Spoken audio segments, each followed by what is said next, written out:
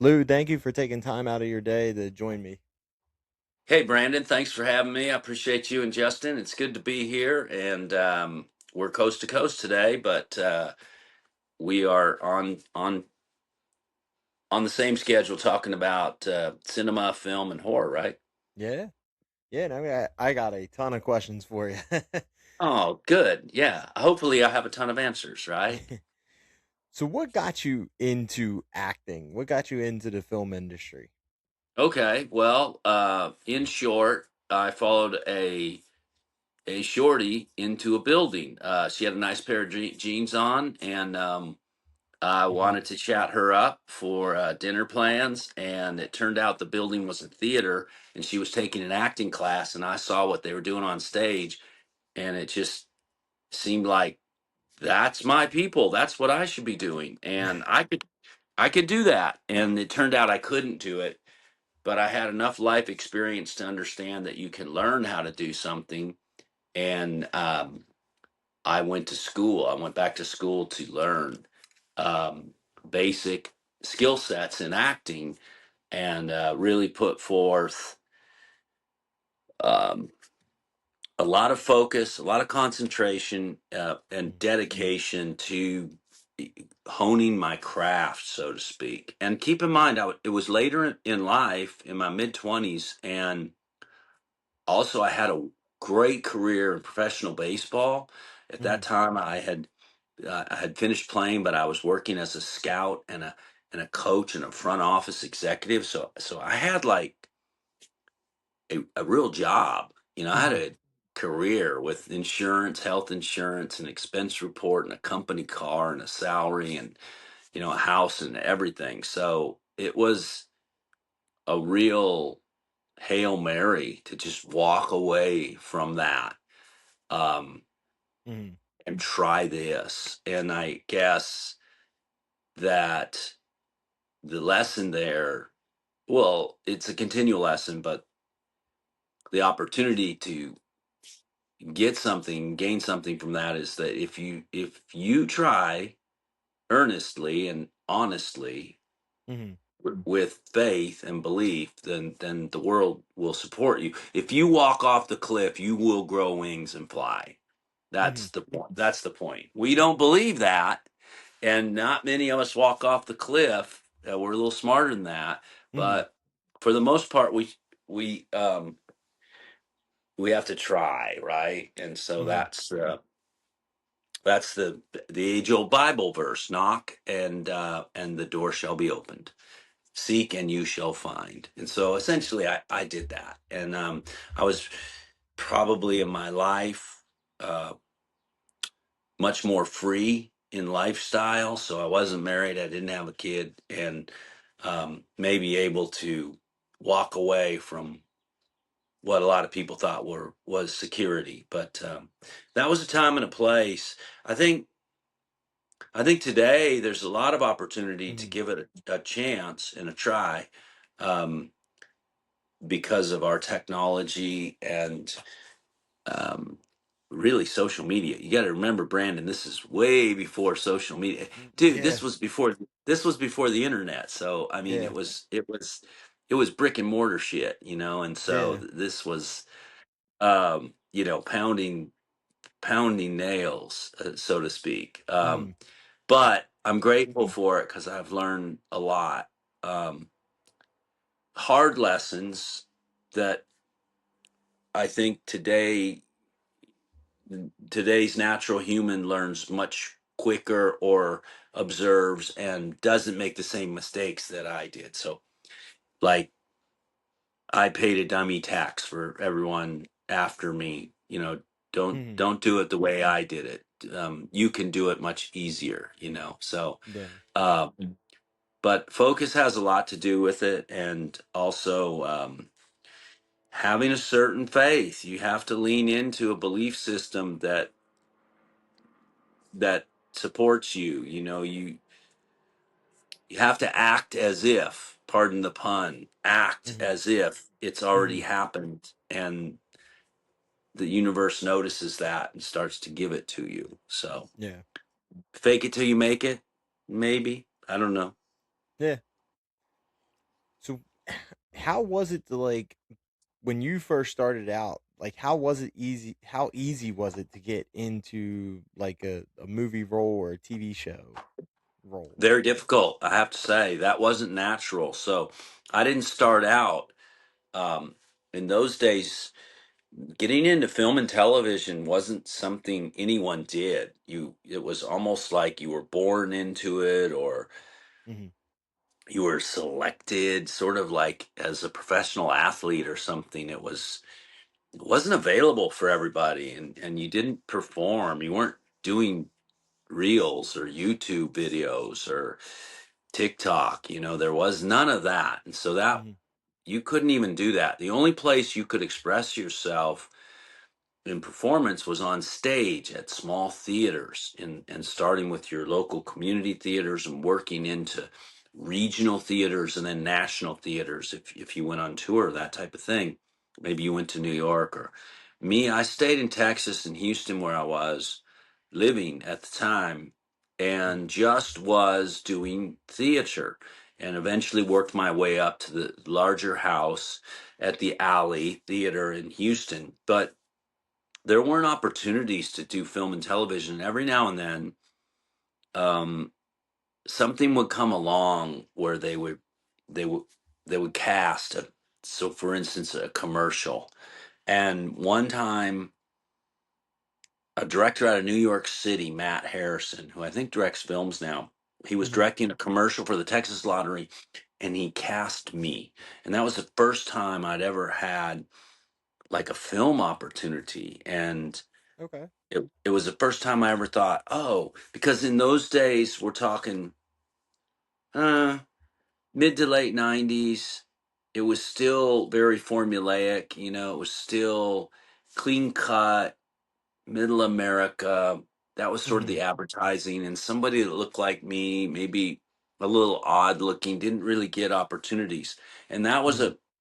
a real awakening, that I was getting this opportunity. But you had to remember, this guy came from New York City, so he was kind of on the cutting edge anyways. He was a little creatively, he was outside of the box, the same as somebody from Los Angeles might have been. So if Hmm. Texas is in the Midwest, that East Coast, West Coast might have had a little more leniency to a person like me. And that opened my eyes. And then very shortly after that, I was called in to audition for a show, an OG called Walker, Texas Ranger with Chuck Norris.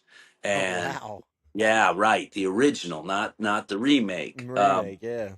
And so I got cast in that, and all of a sudden it started to inform me that there was a space for me in this arena, which I had never thought there was. I'm like, I Hmm. got I got a big nose and a weird jawline, and I'm wiry, and Hmm. I just don't fit in television or film. I'll never be the Jack Jaw, Marlboro Man, athlete, boy next door, whatever. But Hmm. then I started to realize there's other opportunities, like characters.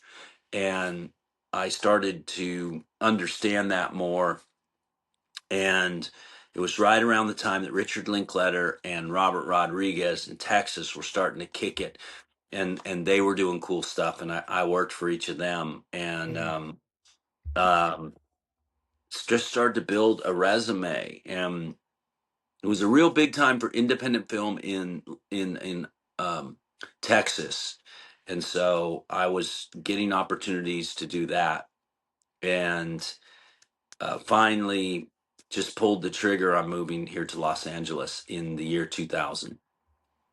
Nice. Nice. So after you got the Texas Ranger role with TV show, I guess many years later, you got to get on another TV show called The Walking Dead. Yeah, that's like a lifetime apart between the two, and Yeah. it's interesting because they have nothing in common, Hmm. um, except they kind of facilitated an audience. Like Walker Texas Ranger was really popular. Good guy versus bad guy. Chuck Norris didn't use a lot of guns. It was all physical, hand to hand combat thing, Hmm. karate. spinning back kick, and um, that was something that like my grandfather watched every week religiously, and Mhm. a lot of our grandfathers did, or a lot of our parents, Yeah.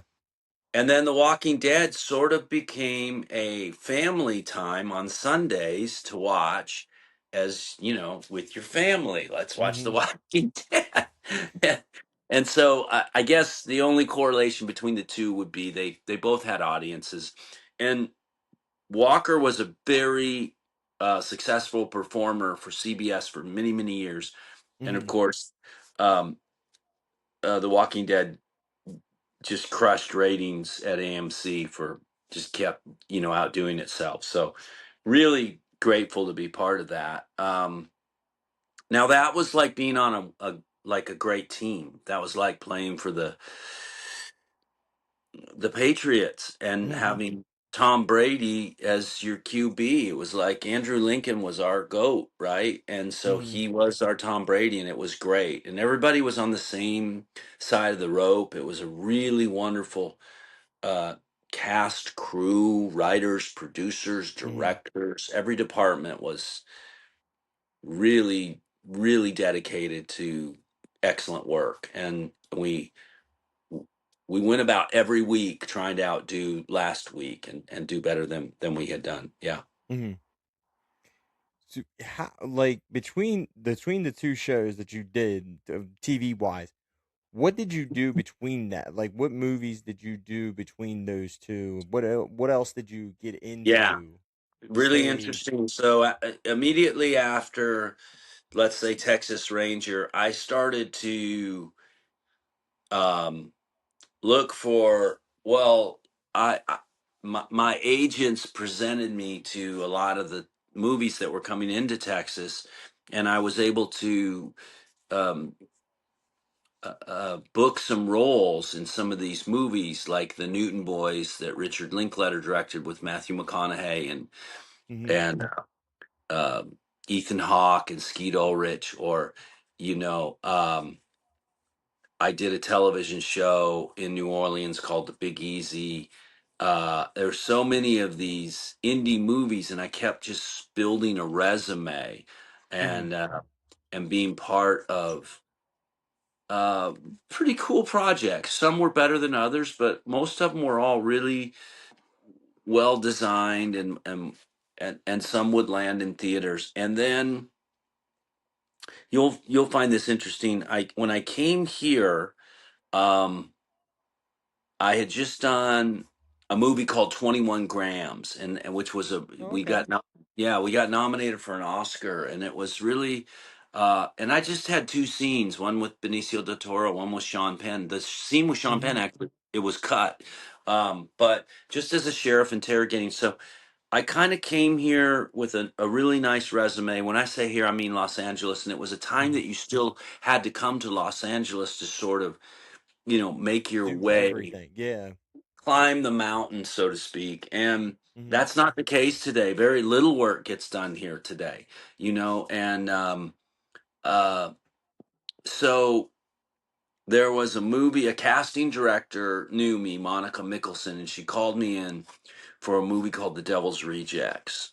Mhm. And I didn't know anything about Rob Zombie, who had written and was to direct this, other than I knew White Zombie, right? And I'm like, why is Yeah. this rock and roller directing a movie? And then I read it and I'm like, oh my God, I'd Yeah. never read anything like that because I didn't have a huge horror background.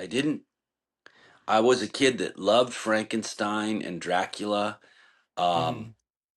and the Mummy or the Wolfman, just like all the other kids. But I Mhm. wasn't a fanatic, like, oh, I know, like your audience here on your podcast, for Yeah. instance, or probably you. I wasn't like that. I liked Mhm. horror movies. I liked getting scared, but I didn't like them any better than I liked a cartoon by Walt Disney, for instance. Gotcha. Yeah. But so I wasn't sure. And then all of a sudden I was getting closer for this role of Adam Banjo. And then it happened and I was nervous because I didn't really know about uh Rob Zombie. but a friend Mm-hmm. of mine had done House of a Thousand Corpses, Walton Goggins, Oh, and nice. I called Walton and I'm like, man, I don't know about this, dude. Did you work with this guy? And he's like, you're an idiot. Rob's great. He's a fantastic filmmaker, and you're going to have a friend for life. That's the truth. He was right. Mm-hmm. And so we did Devil's Rejects, and of course it was a success and a cult classic. And then the Mm-hmm. horror genre sort of started to find me and look for me, where I came back and did Halloween for Rob, and then I did the Texas Chainsaw Massacre. um, and but in between I had done a really some I was still working on like mainstream films Mm-hmm. and things like a really cool indie called Waitress, which is now Okay. a Broadway musical. And that was really, we did really well at Sundance. Or I was working for this action director, Tony Scott, who's since passed away. Mm-hmm. And actually, the director for Waitress has also passed, Adrian Shelley. And I did three movies for Tony. One was Domino with Keira Knightley and Mickey Rourke and Edgar Ramirez. And then also I did um, Deja Vu with Denzel. And then finally I did this movie where I had a really great role as Ned Oldham in a movie called Unstoppable, where we're chasing the Mm-hmm. train with Denzel Washington, Chris Pine, a runaway Yeah. train. And then in between, I was working because um, I had met Gore Verbinski. Keira Knightley had introduced me to who had directed the pirate movies, Pirates of the Caribbean, and then Oh, nice. He was doing Rango, right? And this was Mm-hmm. an animated feature about the lizard that Johnny Depp played out in the desert, Mm-hmm. and which we won an Oscar for. And then I went on to do Lone Ranger for Gore with Johnny Depp and Army Hammer. And right about that time, I got cast in The Walking Dead as Axel. And I almost turned Axel down because I was still filming the Lone Ranger, and I had this really cool mustache for the Lone Ranger, and Mm-hmm. I was sure they were going to make me shave my mustache for The Walking Dead, and they said, "No, no, we love your mustache. Just we'll work the schedule out," and they did, and I'm very grateful. I'm very happy. Oh, I was able, nice, nice. yeah, do that. So, um, there's a lot of work in between those two things, but that's kind of circuitously how I went about doing it. Then Yeah. after The Walking Dead, I really was looking to get back on television because I really liked that work. I had learned from Norman Reedus, who played Daryl, that you could really grow your character and Mm-hmm. inform the writers about how to, kind of Johnny Appleseed, how they should, you know, lean into certain character traits. So I'm still looking for that next big TV series. Yeah. How was it to work with the guys from, working with Rob Zombie as the director, and then you went Yeah. from that to a TV series? How was it to work with those guys? I always thought it would be fun to have Rob direct an episode, The Walking Dead, because fundamentally, The Walking Dead was typically very violent in a survival type manner Hmm. and kind of wild animal nature.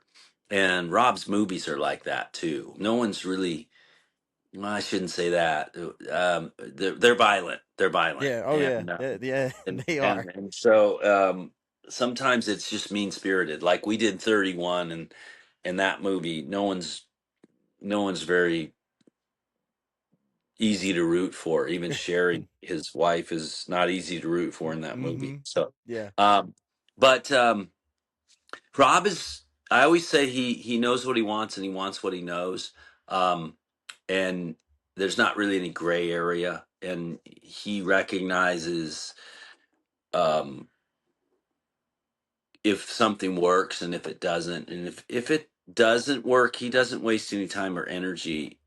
He just moves on. I give him a lot of credit for that. That's not an easy thing to do. Most of us spend a lot of time and energy trying to fit square peg in a round hole, but he Hmm. doesn't. Also, it's a lot of fun to work with Rob, but it's a lot of work to work with Rob. So it's not a day of grab ass. It's a day of work, You're and working the whole time. yeah, and it's intense. It's really Hmm. intense, and so he has an expectation that you bring something to the party.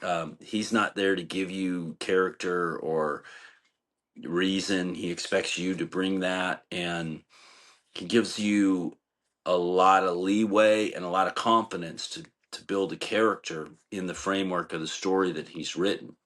Hmm. So I appreciate that. I think he's a good storyteller, and I think he knows what works, and he knows his audience really well. And so he's he's a child from the '70s, so he grew up throwing rocks and riding bikes, and Hmm. he's got a great sense of humor. And but we forget, or well, some I don't really forget. Hmm. It's clear to me that he's actually a performer on stage. Rob Zombie Hmm. plays in arenas as a rock Yeah. and roll, a rock star, and so he understands performance. He Hmm. understands, he understands tension and moments and power chords, and and how to draw the audience in and hold the tension tight. So he gets it, and so I understand and respect his instincts for that. And then The Walking Dead, like I say, the writing is where it started. Writing was really good. It was always Hmm. about um, less about the walkers, more about the humans dealing with the walkers. And Hmm. how do you Yeah. deal in stressful situations? How do you deal in survival situations? Where are the lines of uh, civilization erased or Hmm. gray? Gray. What do you get away with? Nobody really cares about speeding or violating traffic laws when you're running from a herd of walkers, right? Hmm. Uh, Yeah. so those kinds of things.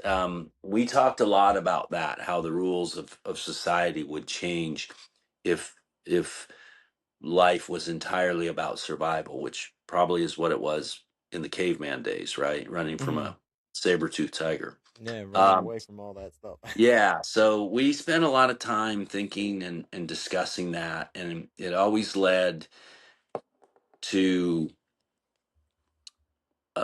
a smarter scene, a smarter scene. And Andrew Lincoln led those discussions, and he would try so many different approaches to a scene that it was inspiring. He was great to Hmm. work. Really fun. Nice. Nice. So we're gonna get into like the movies nowadays, what's coming out, what's out now, here in a few minutes. But my one of my other questions that I had for The Walking Dead, was that an actual prison at one point, or was that just an abandoned prison that you guys just kind of stumbled across to It's use? actually a movie set. It's actually a studio. It was all built um, from scratch and made to look like an existing standing prison. It was Oh amazing. wow. Yeah, it was incredible. But it was a studio lot down at Raleigh Studio in Sonoya, Georgia, and it's Hmm. gone now. They just, took the bolts and the screws out, and it all came down, and they Oh, have okay. repurposed it. But you'd go inside, and the halls would just be scattered and littered with debris and dust, and but it was all like art design. It was all clean dust. It was all brand new that had been painted and spread, and all the circuitry that was tore out of the walls was all built and designed, and all the paper on the floor was all created. And so the art department was amazing for that prison. Yes. And See, I would have so never we known that it was a yeah, set. yeah, It looked real. It looked like a real prison it to really me. did look real. People Yeah. always came to like visit the prison, and they're like, "Well, that's actually Alexandria now, where the prison stood." So Yeah. crazy, yeah. That's studio. It was like a back lot. It was great. That is crazy. I would have never pictured that just being. I thought maybe it was an actual prison at one point, just got bent and Yeah, abandoned, yeah. or it was an active prison that you guys just kind of said, "Hey, we want to film a couple days here or something." It Um, was a real credit to the production staff to build it with such authenticity. wow, Georgia Correctional Facility. yeah, that's wild. Um, and the other questions that I do have for that for The Walking Dead, did you picture yourself being on the show longer, or did you with your time was just you were happy with the time that you had on the show? No, no, hell, I thought I was going to take over the show. I was expecting to last longer into the next season. I did season three, 10 Mhm. episodes, and when the governor showed up, they knew that there was going to be a war with the governor following the graphic novels. And Yeah. the first time he shows up at the prison, they wanted him to draw some blood, so to speak. And there's a lot of conversation about who that was going to be and whether it was. I was on the list. Let's put it that way. And but Yeah. so were some others. There were some others. There were some Mhm. series regulars that were very popular, and they weren't sure. And it was not an easy decision. And it was 11th hour that finally Axel got the axe, so to speak. And Gotcha. I tried to do everything to converse with them and talk them out of it. But at some point, um, you get the decision, and you have a job to do, and the job is to honor the story, honor the Mhm. audience, and honor your character, and do the best job you can. And so that's what we set out to do for Axel. And they were great at building that scene where he goes out being shot by the governor, long distance shot in the mid sentence with Mhm. Carol. And I wanted to make sure that it was shocking. I'd seen the Kennedy assassination. I think it's the Zapruder tapes, and Mhm. how shocking it is to see someone get shot in the head. Yeah. Also, I didn't want to become a zombie, Brandon. I didn't want to reanimate. I just wanted to, be shot. And Be done and over with. yeah, that allowed me to be kind of what we didn't know was going to happen. We had choreographed it, and we knew because the bullet was going to be in the head. We knew that we had to open my temple, so to speak, pardon the Mhm. pun, for CGI and some blood. And I just decided I was going to be dead weight sack of potatoes in Melissa McBride's arms, or Carol, and that Mhm. she was going to have to deal with my blood on her hands. Um, and she just reacted and used me as a shield in my body for the barrage of this firefight that was happening. And so I'd Mhm. like to think I maybe to get some credit for extending her wonderful arc on the show, Carol. Yeah. Maybe I protected her in the end. So That's awesome.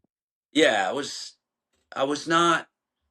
It was sad to leave the show. It's sad for anyone to leave the show because of the things I've spoke about. We are a Mhm. family.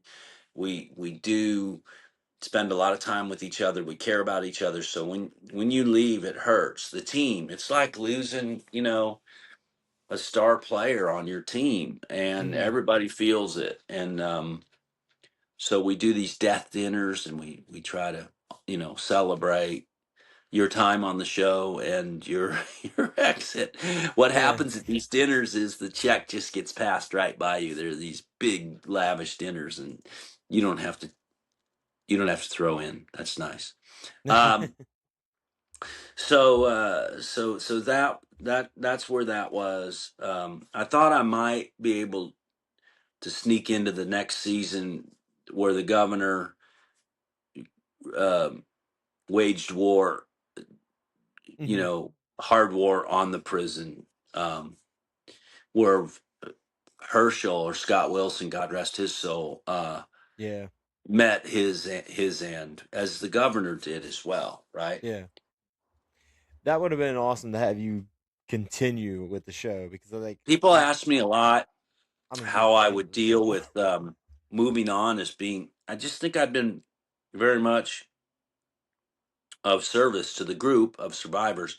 I Mhm. don't know that Axel might have,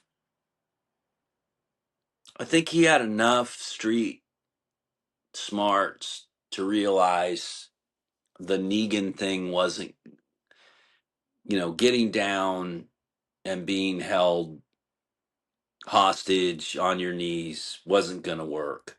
And Yeah. he probably would have pulled a Daryl and charged Negan and probably started some shit. Yeah. But that's easy for me to say. And also, a writer might have decided what Axel was going to do.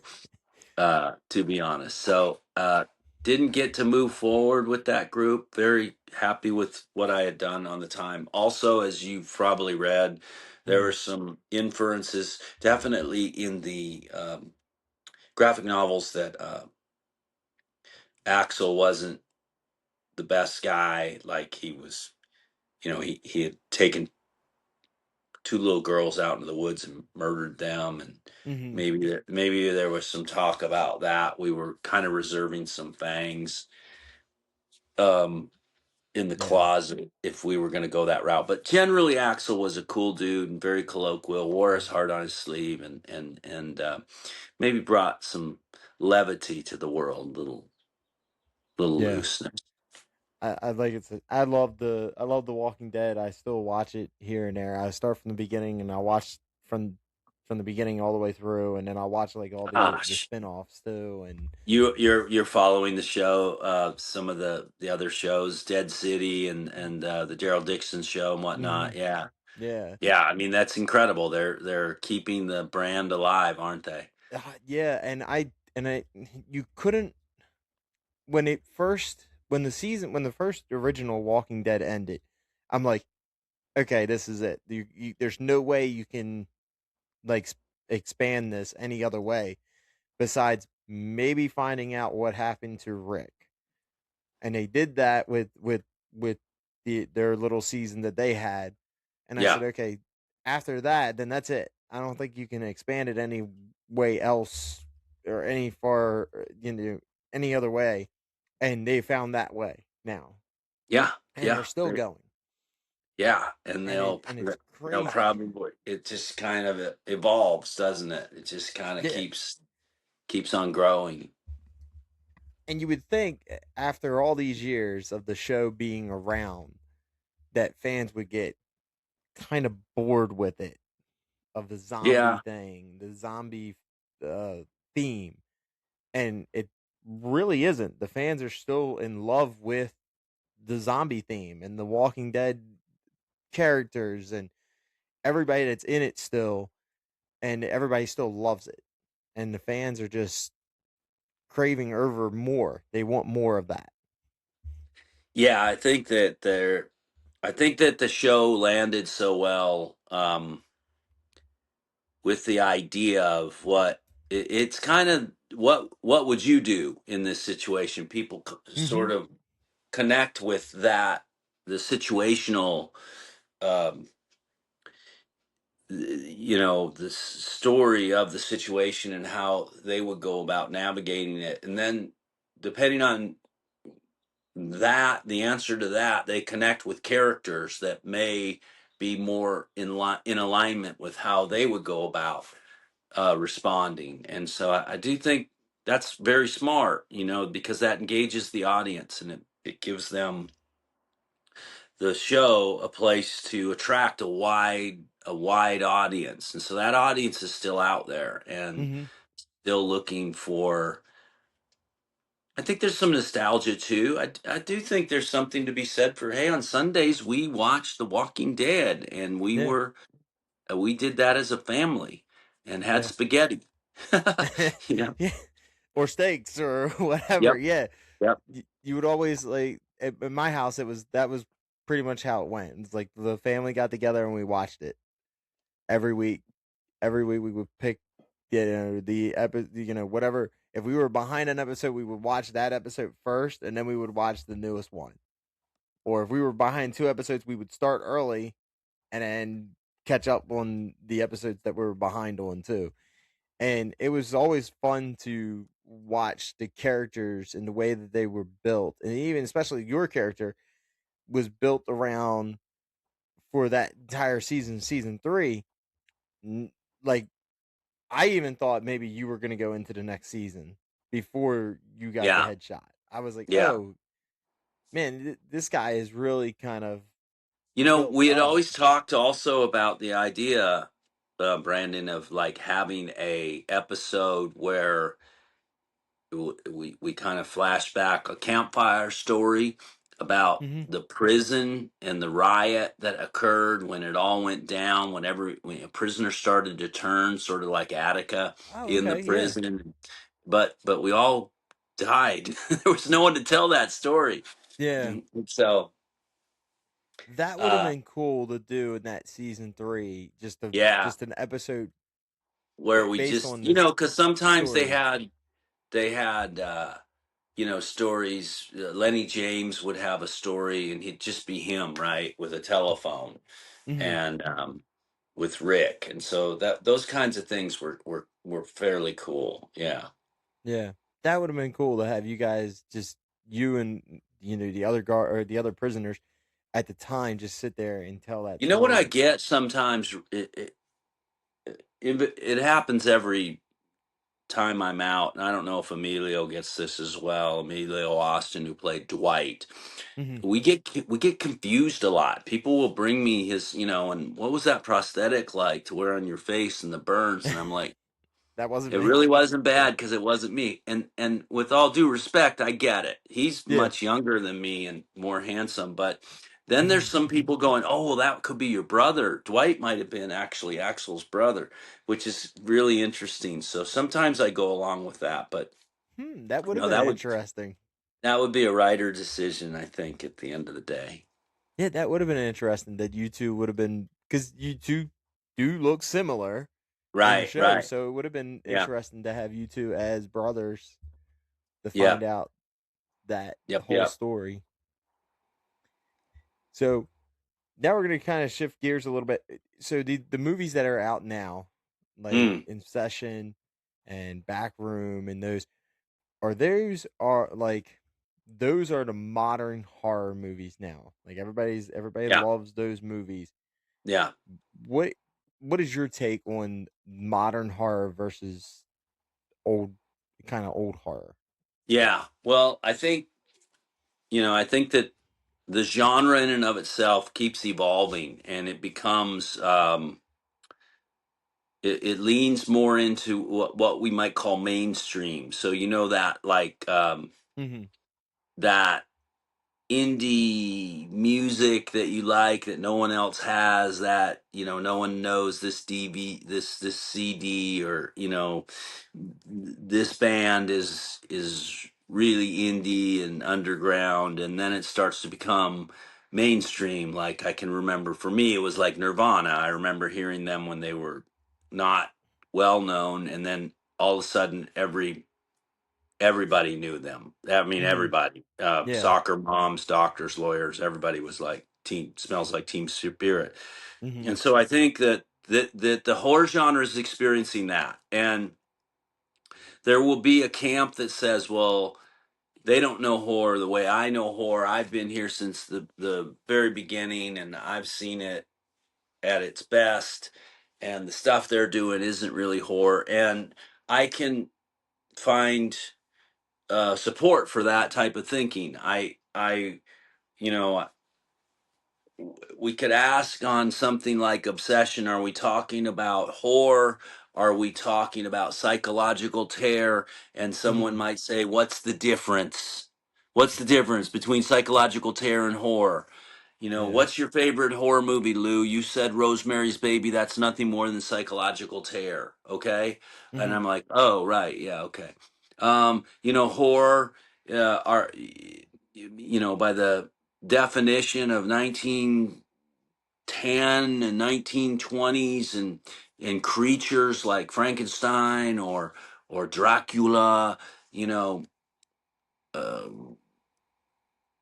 supernatural stuff is horror lean into that? Is Mike Myers the boogeyman? Mhm. Is horror slasher? You know, did Texas Chainsaw define horror as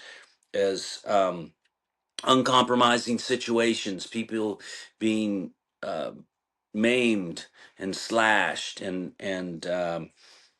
is it so I guess what I'm trying to say is I don't think there's a definitive answer of like one's better than the other. What I do Mhm. think is we're evolving, and horror today is much more of an accepted genre than it was for when I got started. When I read The Devil's Rejects, I had never read a script like that. Mhm. Today, when you read a horror script, there's um, a lot more natural mainstream theme to it, you Mhm. know, Yeah. and it's gonna mess with your head, and that's scary up there. You know, Yeah. I'm gonna question myself and question how I go about. I'm going to leave the theater thinking about, Yeah. re-examining myself instead of leaving the theater going, man, that Dracula, he's not, don't mess with Frankenstein. He's going to get you. Um, Mhm. so I do think also in these stories you have to participate. You can't just watch and wait for the creature to show up and stumble into a mob scene or whatnot. I think that you're trying to figure out the plot as you go. You're really involved in these stories, and Mhm. sinners, weapons. Um, I think the lore, Mhm. but Yeah. we've evolved. In the 2000s, we had this type of horror that was called torture porn.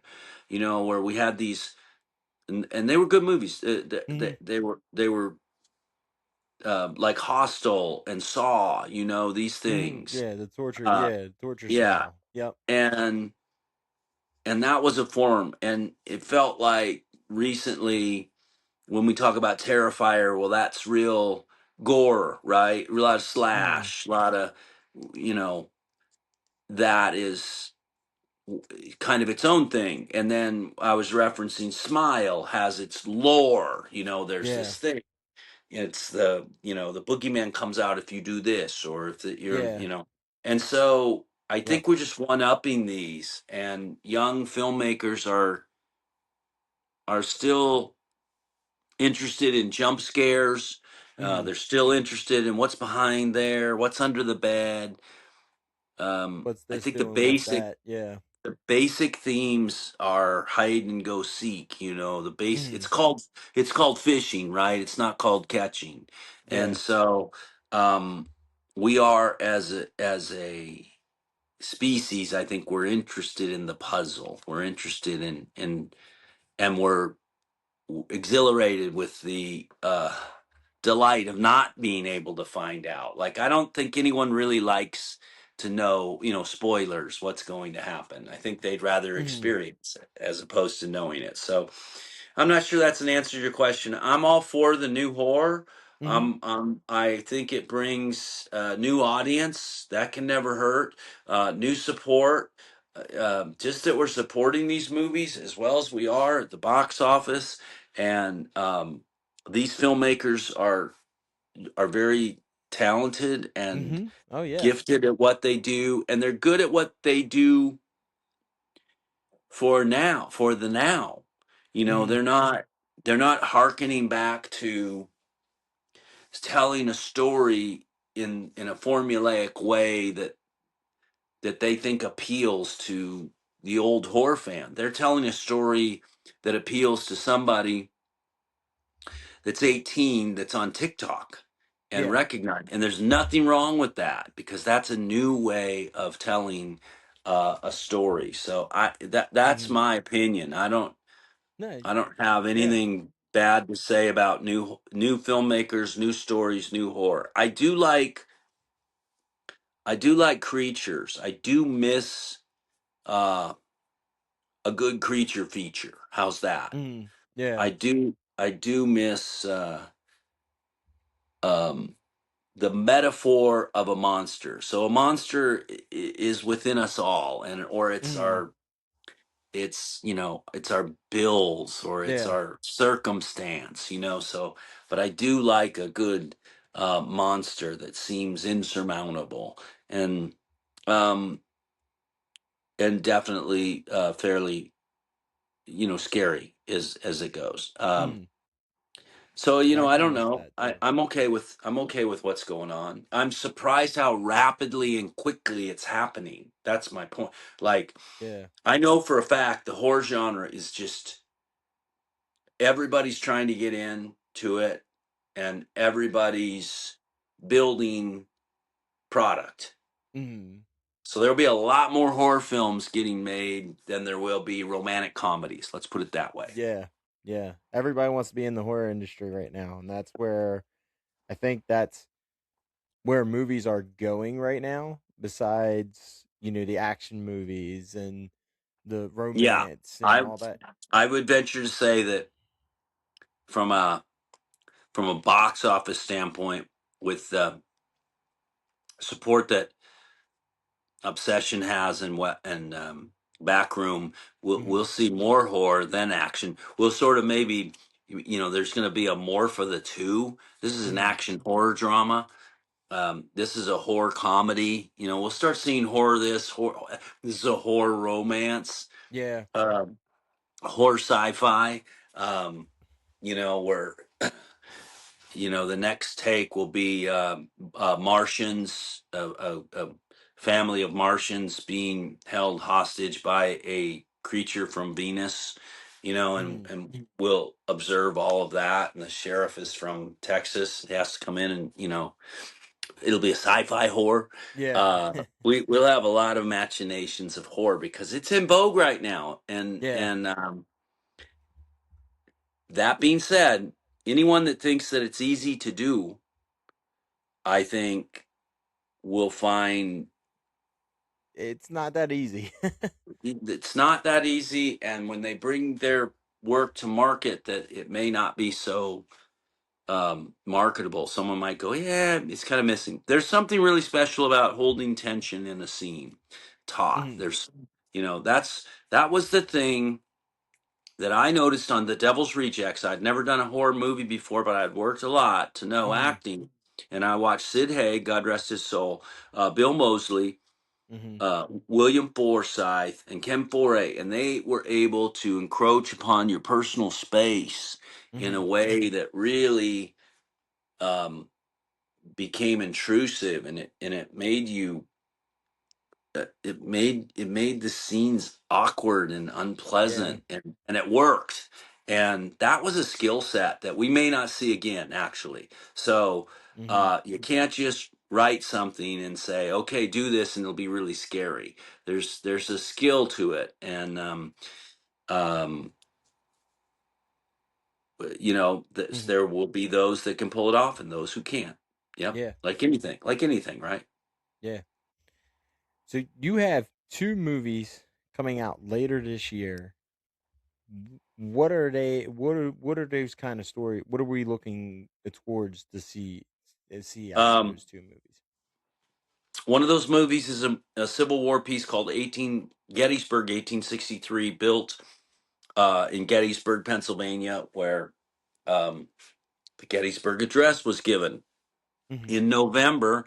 And that Christmas, this town was war torn, and the females, the women that had been left in the town because all the men had gone off to war, are trying to maintain the Christmas spirit, and they're hoping that their beloved come home for Christmas, and one of them, that's the lead of the story, um, he gets separated from his battalion, and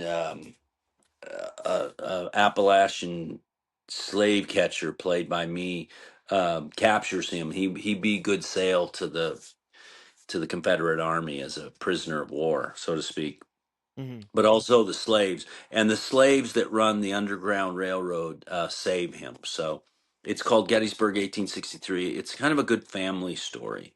Okay. The other movie is a movie called uh, uh, Redemption, The Road to Redemption, which is a family drama about how families are torn apart by drug addiction.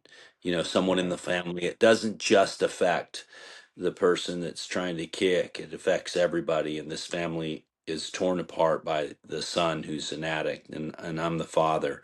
And it's a true story. It's very dramatic. It's very tense, and but the guy, what he does, he goes into the military and he becomes this military, very efficient um, a soldier while Hmm. being a functioning heroin addict. Is so weird. And Wow. and finally he gets kicked out and he can't get it together. So uh so that I really like that story as well. And then I've got one, psychological thriller that Okay. could lean into the horror. It's called Fractured. It's about a guy, played by John Abramson from Okay. Scary Movie. Um, and Felissa Rose is in it, also a Scary Movie, and myself. And this is sort of a psychological uh, um, demon of this guy who thinks everybody's out to get him when no one is, and he ends up kind of taking action into his own hands as a Okay. shooter, an active shooter. So it's kind of, you know, how the sickness of a um, you know, somebody that does a public shooting, how that transpires. So Wow. I'm thinking that'll be pretty good too. Yeah, that sounds they all three of them sound really good. I can't wait for them to all come out. Yeah, Can't you'll wait to see see him. them.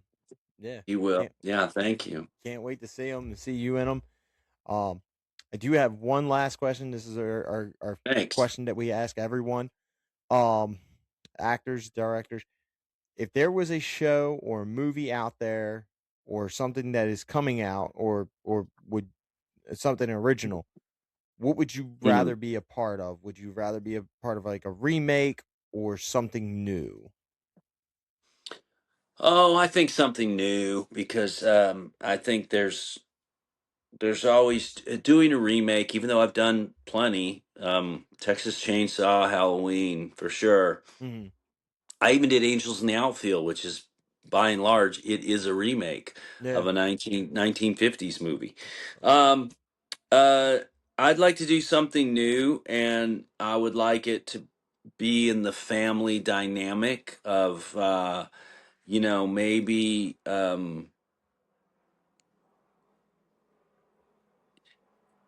uh maybe something along the lines of oh, a social influencer that is very successful. Let's call him a teenager dealing with his parents. Okay. You know how we have these athletes and you can't really tell them what to do because they make a lot of money. Yeah. What about kids that are social influencers? You can't really tell them what to do because they make a lot of money. Yeah.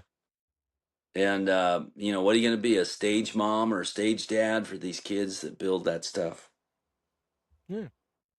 That is like very interesting and very nowadays Yeah, realistic. I mean, you look at it now, you have all these younger kids that are so popular now because of TikTok and Instagram and sure. Facebook, You know, and social I media think, basically. yeah, I think we don't know. I don't. I don't know that we know what the effects of those are. You know, I don't Hmm. know that we know what that means. You know, who are you when the follows go away? Hmm. Oh, you know, do they go away? How do you keep them in? You know, how do you stay relevant? Yeah, that's the biggest thing. How do you stay relevant? How do you stay how do you keep the followers around to stay relevant per That's se? right. That's right. Well, I Lou, also might like to do. I also have this idea. I'd like to do a Noah's Ark story where it's a he's just an administrator at a software company, but um, he's been given the responsibility to take down the internet. You know, okay. and sort of to save the world. It would be in a sense of the flood, and Hmm. so I think that'd be interesting. And he's just sort of a regular guy that's not a, Yeah, that would be he's interesting. not a, he's just a marketing guy. He's not a programmer or anything. So, but Hmm.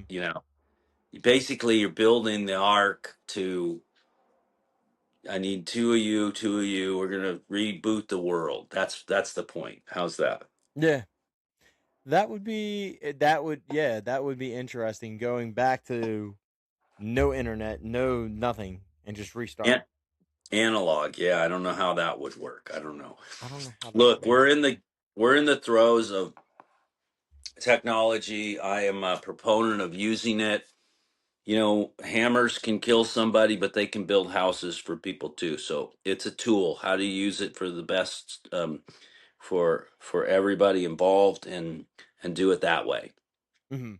Yep. I read articles, Brandon, like when Thomas Edison invented the light bulb, that it was going to be the end of mankind because Yeah. nobody would sleep. There'd be no sleep. We'll die. We'll kill ourselves off with light. The light would And be on all the time. yeah, yeah. So That's I why they think we, created light switches so we could turn it yeah, off. I think we'll get. Yeah, the guy that invited the light switch saved humanity. Yeah, he was like, "I'm gonna create this to turn it off." That is Yeah, I awesome. think we'll see at some point maybe some of these. We might see some AI movies where we just see AI players. Hmm. How do I feel about that? I don't know. Yeah, They're going to be interesting. Maybe I'll engage. Maybe I'll show me what you got. Show me how good they can be. yeah. I I mean, think they'll AI is probably pretty be. much taking over everything now. I Yeah, mean, I think they can be pretty. I think they can be pretty good. I think they can be pretty good.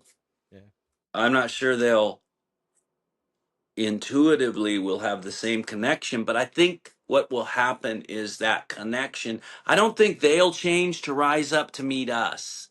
I think we'll, like everything else, sort of. fall in line with it. Yeah, I think we'll dilute to a level of it's AI. I'm okay. Yeah, It's not real, but does it have to be? In some ways, I like that it's not real. I wouldn't want to, I wouldn't want to give my heart to somebody that's real. I'm just going to keep that for me. yeah, But I'll give my intellect over to this AI and watch what they do because I can turn them off. They're not real. Yeah, it's yeah. okay. I can turn that off. That's right. That's right. That is Like awesome. comic books. Like comic books. Yeah. So, Lou, thank you. I really appreciate you taking time out of your day to be with me and talk about everything we talked about. One other question is there any social media that you have that people can follow you and show you love and support on? I appreciate that. Yeah, you can see me on Instagram at Lew Temple Actor. Uh, Also Facebook, Lew Temple Actor. TikTok to Lew Temple Actor. Um, X, Lew Temple Actor.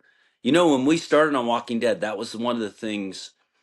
And Norman Reedus had started it, is to get a social media account, and at that time it was only Twitter. It was only Twitter, and we all had to get one of those.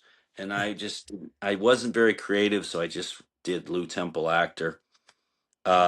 So I'm out there on all of those. I have a Lew Temple online page, and I got a little subscription there. You can become a Texican, and if you're a Texican, you get a little inside behind the curtain look at the entertainment industry from my perspective. Maybe you get to see what's coming down the pike on Ted Lasso or something. Just basically when I audition for stuff, I put it under there like, hey, this is going to be a cool character for Landman. Wow, look at Hmm. this. Hey, Stranger Things, they got this thing called a Demigorgon. Wait till you see it. Maybe you get in the know a little ahead of the schedule. Ah, that's awesome. That is awesome. Uh, right? Thank you again, Lou. I really appreciate it. Thank you, Brandon. Give Justin my best. Appreciate Yep. it. Good luck with y'all, okay? Yep. No problem.